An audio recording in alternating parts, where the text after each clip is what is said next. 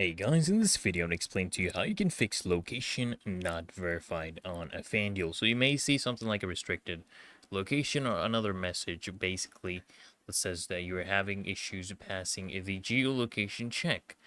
It's really easy and simple to fix this, guys. So first things first, you want to disable any location masking programs. For example, a VPN.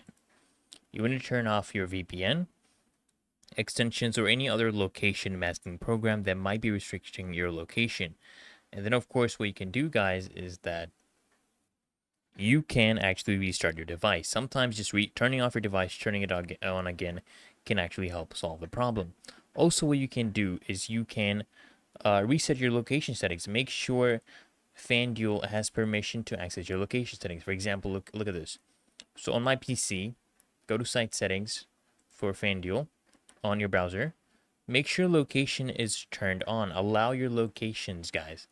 Otherwise, sometimes you may have problem verifying a location because, look, FanDuel is only available in certain countries, okay? That is the reason why you need to give your location access. And another thing you can do, guys, is you can clear your device's cache.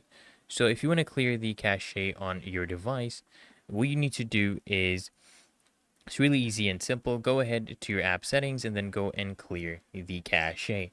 Then, of course, you can reset your Wi-Fi. Okay, restart your Wi-Fi, or you can switch to a better connection, something that is stable, or you can try a different device. Sometimes that works. And then, of course, you can update your device's software because you want to make sure you're actually using the latest version of your device software.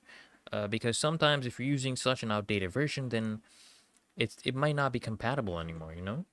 And of course, guys, last but not least, you can uninstall and reinstall the app.